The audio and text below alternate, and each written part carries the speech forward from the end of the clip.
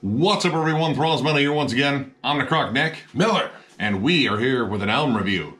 So, a big one that's coming out on April Fool's Day is the newest offering from djent godfathers Meshuggah, Immutable. This comes out again on April Fool's Day. For those who don't know, that's the 1st of April. This comes out on Atomic Fire Records. This is actually their first release on Atomic Fire Records. They've been on Nuclear Blast for fucking forever.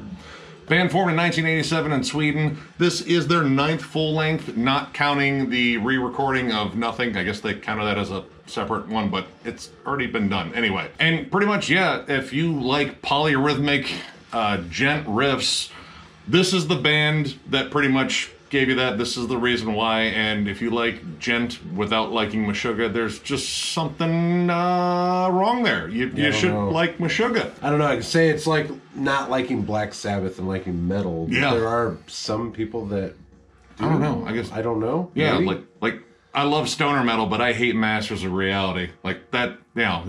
That doesn't make any sense. Yeah. Same thing here. This band has been pretty much steadily churning out polyrhythmic fucking down-tuned 8-string, well 7-string, then 8-string, I don't know, might be 9 strings now. There's so many fucking strings now for years, and been eagerly awaiting this one. This is the first one since 2016's Violent Sleep of Reason, which fantastic album. Awesome fucking album. Yep.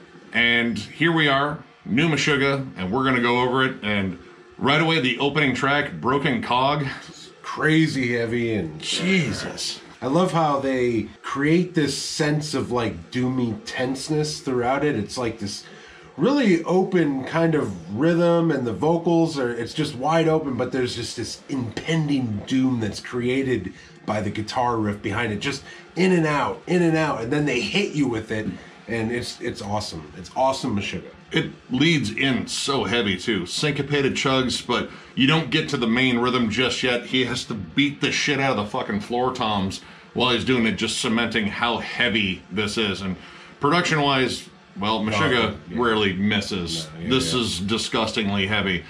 And what is really cool is as this song progresses, it gets, down to the main rhythm, and you're expecting the big roar to come in. No, you get whispers. Jens comes in just kind of creepily on this one, and it kind of adds a lot to the atmosphere. Like, this opening track is dark and foreboding. Yeah. Like, he screams a little bit later, but it's those creepy whispers. Yeah, that adds to that guitar part that I was talking about. It creates this whole sense of, like, heavy, tense, impending doom. Like, you're just nervous listening to this song. Yeah, it's like some doom robot telling you about the fall of mankind. Ultron. It's Ultron. It's Ultron. Moving very slowly. Yeah, this song is Ultron. Yeah. Who is kind of a broken cog. Well, yeah, he doesn't see it that way, though. No, they never do. And kind of a doomy vibe is kind of all over this. It's kind of strange, because generally, I don't know, Meshuggah's a strange, cathartic listen. It's kind of all over the place. I mean, the word means crazy in Yiddish, and they have definitely lived up to that.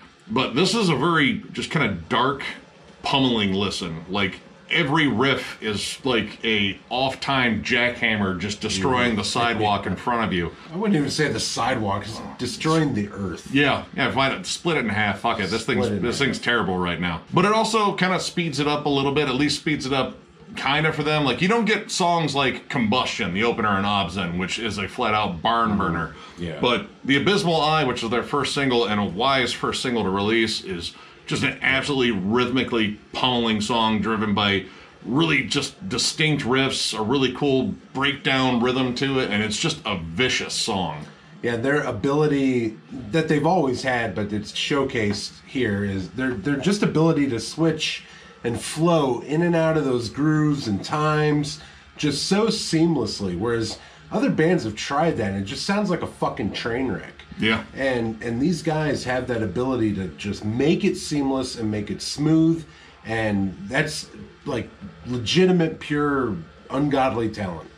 The ability to do that. There's a part in the song where the beat transitions to like a snare roll fill that actually becomes the beat, and I was like, dude, that is super fucking weird, but it's so smart. It's jarring, but it's very smart, and it still locks down that groove. You're still banging your head, and I have to say, like, in terms of Meshuggah albums, this is one of the grooviest, most headbangable albums I've heard from them in a while. There's a lot of stuff on here that is kind of a callback to stuff like Chaos Sphere, the Nun EP, which is still fucking fantastic to this day. Just mentioned two of my favorite things. So. And, I mean, because the guitars are 8-stringy thingies, I would say a lot of nothing on here, too. Yeah, another killer album. But it really kind of locks on that groove and just kind of stays there. Again, some more intense moments along the way. I'd say Armies the Preposterous towards the end is just a really intense, just nasty track. And it stands out from the pack because, well, this pack definitely has a certain mode on this album. And there's a lot of stuff that is repeated quite often. And that is beating the living shit out of that fucking top string. Possibly too much. And for me, the tempo becomes apparent early on in the album, and God He Sees in Mirrors. The song is a little, for me, it's a little too uneven, a little too chaotic, and normally with Meshuggah, they are chaotic, they are uneven, but there's always little bits, whether it be a rhythm or you know, a groove or tone or guitar, something they kind of latch on here and there to kind of anchor you into the song. And this doesn't do that. And when I'm thinking about, like, the chaos, I'm thinking more about the tempo because it comes up as a whole when you're thinking about the song and the chaos. Your brain's trying to put it together, and you can latch onto the tempo, and then you kind of realize it's the same. Yeah. It's like going backwards from calculus to like algebra 2. Like, sure, yeah, it's still tricky, but it's not calculus. You know, I feel like a lot of this was a fair amount of rinse and repeat, but it still rinses and repeats a lot of things that you like about Meshuggah. You have the syncopated grooves, you have the dissonant sort of melodies that are on top, you have the weird atonal solos, which those aren't the biggest thing on here. And well, this kind of comes down to one thing about this album that is a bit different.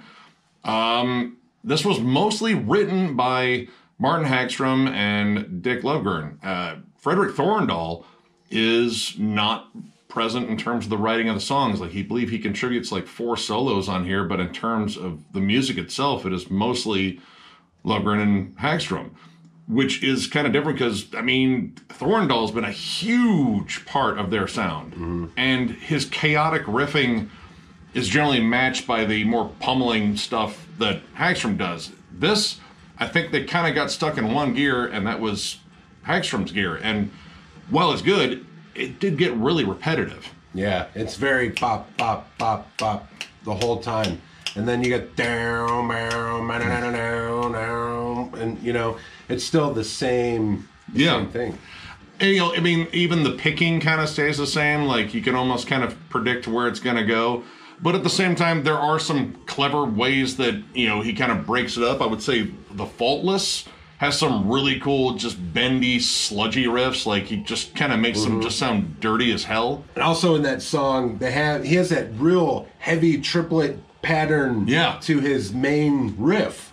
And it's different because it's not those boom, boom, boom, boom, you know, it's using other notes, or at least picking a little more. And honestly, like, for a band that their most recognizable song, Bleed, is known for Triplet fucking City. Like, holy shit, that song still gets my fucking blood boiling and makes the hair stand up on my arms. This album does not triplet chug very much. It's a lot of single note chugs, which, granted, that is something that Meshuggah does often, but they break it up well on other albums. I mean, even the lead work on here, it feels very cut and paste. Like, you know, the leads that Thorndal does contribute, they kind of feel like your stereotypical Thorndal leads, the tapping, atonal stuff. And it's cool. It adds a lot of atmosphere, and of course, there's a lot of, like, strumming, atonal stuff, too, because Meshuggah has to sound kind of creepy. But it just feels interchangeable. Like, this little lead bit could be put on this track rather than this track, and there isn't much to make a lot of these tracks stand out. I even thought the solos, speaking of solos in The Abysmal Eye, that one sounded like it was like through a talk box, or like he was recording his amp through a soup can or something. It just didn't, I don't know, maybe if he compressed it and sat it in the mix a little more, it would have, you know, sat easier on the ears. But for me, it stood out too much. His solos typically do stand out and are very up in the front, but this was a little sharp on the ears.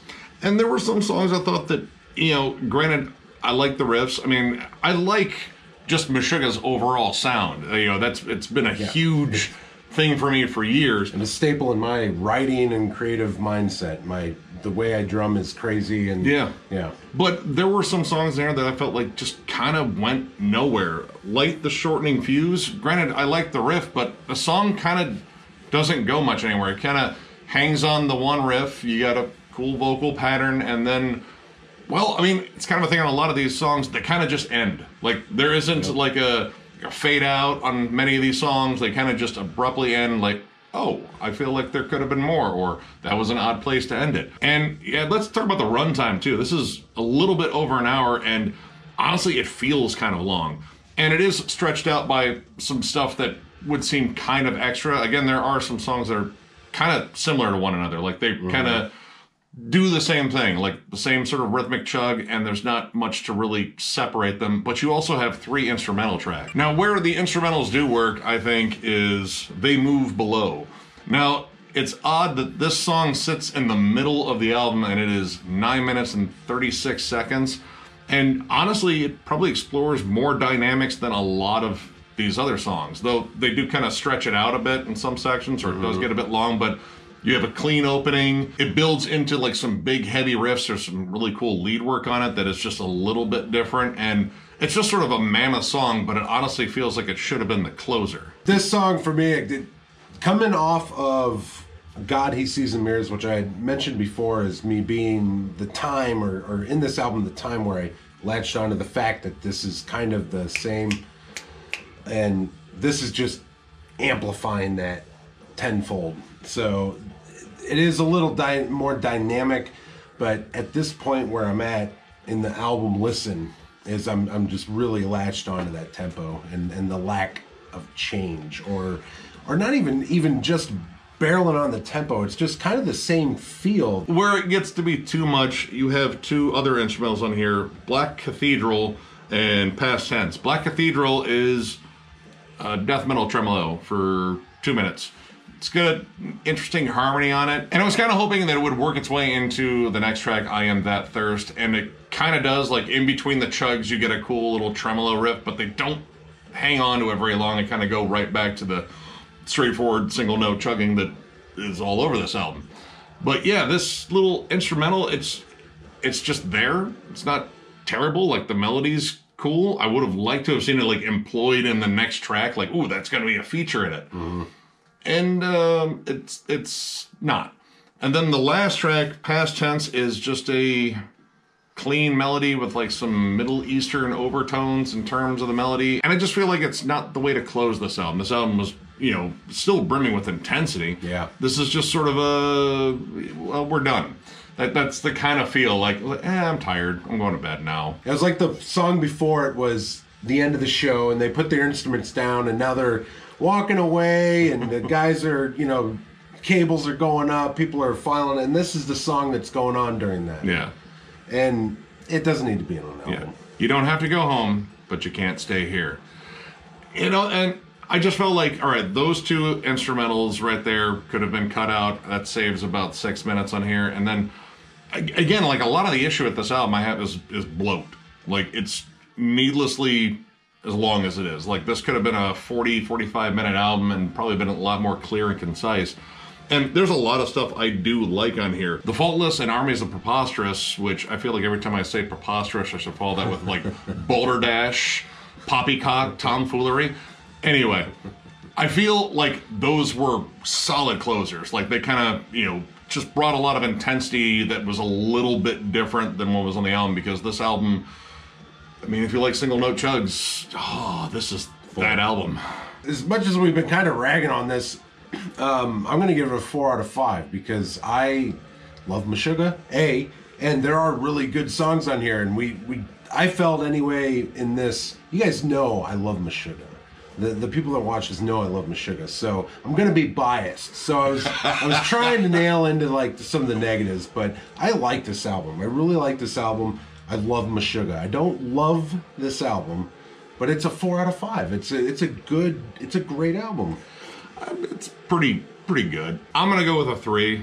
I like this album, and a 3, that's a good rating. Like, you're still on the positive side there. It's just a little too bloated and a little too repetitive. And honestly, I feel like a big part of that is the lack of presence from Thorndal. That guy's writing really kind of spices up Meshuggah. Like, he makes it a little bit crazier and definitely more dynamic.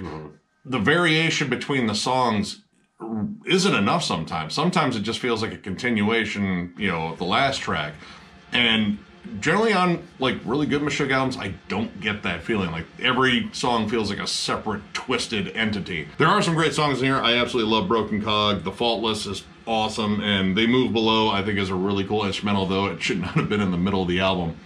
But, I mean, overall, I just feel like this was too much, and even too much of a good thing can be bad. Like, yeah, I love chugging, polyrhythmic fucking just dirtiness, and that's what Meshuggah delivers, but it was a little bit too much the same stuff. But overall, this is still a solid album. Meshuggah, in my opinion, still has no bad albums. So, yeah, if you love Meshuggah, go get this shit. And if you want to get some of our shit, go to thrallsofmetal.com, click on the store. We got some shirts up there that are awesome. We'll not our actual right shit. Out to you. Yeah, not our actual shit. We won't send you our actual shit. We keep it in jars. Yeah. But you can hit the like and subscribe. You can definitely do that. Of getting our shit in the mail. It's probably cleaner, more hygienic. We use rubber gloves. We recommend you use rubber gloves. Actually, we recommend you don't open the mail. Just throw it away. Burn the mailbox. Burn it to the ground while the mail person is right there, right in front of them. And don't say anything, just walk away. Don't even take your mail. That's a weird flex. But, I mean, yeah, it's going to send a message to most of the post office, authorities, possibly. Maybe illegal to do that. Don't do any of that shit. Never mind. Just don't do any of it. Just don't listen that. to us. So, in other news, too, Larry got a hold of us, so we don't have to do the drawing again. So, sorry for those who wanted us to do the drawing again. We can't because Larry got a hold of us. And thank you for getting a hold of us, Larry, because we've been wanting to give you your shit for a while. Yeah.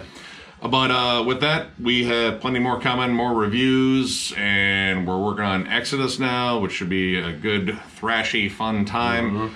So, yeah, plenty of stuff coming, and we will catch you later.